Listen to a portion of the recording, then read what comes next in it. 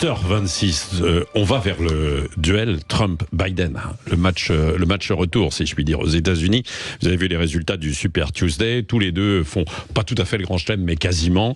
On va en parler dans un instant. Françoise de Gaulle, Elisabeth Lévy. D'un mot aussi, quand même, parce que hier, il y a eu un mouvement de soutien des proviseurs à ce qui s'est passé dans le 20e arrondissement de Paris. Ce matin, j'avais des représentants des proviseurs qui ont aujourd'hui un métier difficile, hein, les proviseurs. Chefs d'établissement, c'est quand même extrêmement compliqué. Alors, ce qui s'est passé dans le 20e arrondissement, c'est que il y avait une jeune fille qui portait le voile, donc le proviseur lui a dit non, et il l'a raccompagnée, il l'a prise par le bras, et ensuite il a été menacé, insulté sur les réseaux sociaux. Françoise de Gaulle, Elisabeth Lévy. Mon papa était proviseur dans une autre époque, donc je pense qu'il doit se retourner dans sa tombe. Je pense que oui, ça devient dangereux, en fait, en réalité. Alors, je ne dis pas que c'est le cas dans tous les lycées de France, etc., mais en tout cas, les quelques informations spectaculaires qui nous remontent me laissent vraiment, dirais-je, un peu accablé. Je mets ça en lien également avec ce qui s'est passé à Cachan, je crois, hier, avec l'attaque du lycée par une bande.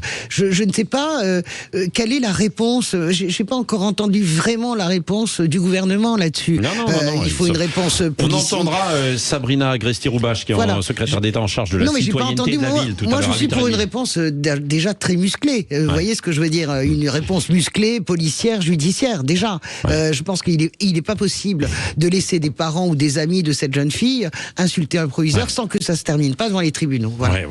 Elisabeth Lévy. Oui, alors d'abord, proviseur devient un métier dangereux, comme pompier, comme médecin, comme chauffeur de taxi, comme, si vous voulez, mais comme urgentiste, vous avez flic, gendarme, enfin bon, la liste des métiers à risque, c'est quand même considérablement allongé. Deuxièmement, ce qui se passe dans les lycées, si vous voulez, vous avez quand même une bonne partie des incidents et des violences et des menaces et du climat d'intimidation qui sont liés toujours à la même chose, c'est-à-dire à des élèves musulmans qui ne tolèrent pas.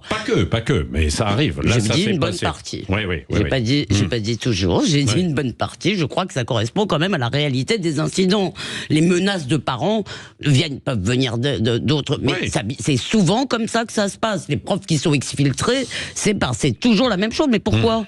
Et c'est pour ça que je dis, moi j'en ai assez de la banalisation. C'est-à-dire, l'islam sera pleinement une religion française quand son expression majoritaire, d'accord, acceptera la critique, la moquerie, le blasphème, si vous voulez. Et ça, c'est très important. Et il faut arrêter, si vous voulez, de parler à nos... Parce que, si vous voulez, ça ne veut pas dire... En revanche, évidemment, nos concitoyens musulmans sont des Français comme les autres, mais il faut le leur dire. Il faut leur mettre le marché en main, parce que ça n'est pas tolérable qu'un proviseur soit menacé pour avoir fait appliquer la loi. Bon, on en reparlera avec Sabrina Agresti-Roubache, la secrétaire d'État en charge de la citoyenneté de la ville, dans un instant. Alors, il nous reste une petite minute, d'un mot, donc. Pour vous, c'est inévitable. Trump, Biden, quoi. Est-ce qu'il peut se passer quelque chose d'ici là? Il peut se passer un accident de maladie de Biden ou de Trump. 77 ans, 80 ans. Oui, ils sont aussi âgés l'un que l'autre. Un a l'air d'être dans plus mauvais état que l'autre, mais la réalité, c'est qu'on rentre quand même dans la zone de danger. Et je vois bien toutes les mécaniques qui sont en marche, mais c'est assez fou que les États-Unis, plus grande démocratie du monde, aient réussi à ne produire, si vous voulez, que ces deux candidats. Biden est aussi responsable. Je vous rappelle que nous aussi, on a un peu tendance à produire les mêmes candidats. Les Kakoshim, non, mais pas Kakoshim, mais enfin, si vous voulez, on produit pas non plus des élites politiques âgées continues. Moi, je voudrais juste ajouter une remarque. Je n'ai rien à dire aux brillants exposés de Françoise et d'Éric Brana. C'était très intéressant. Mais je voudrais juste ajouter un truc sur l'idée de désengagement américain de l'Europe, si vous voulez. Le problème, en fait, moi, je veux bien qu'on nous dise qu'on veut de l'Europe. Vous savez où on en est au niveau budgétaire? Quelqu'un a une idée de avec quel argent on va s'armer? Non, mais je suis d'accord avec vous, bien sûr, on a un problème d'argent. C'est le sujet.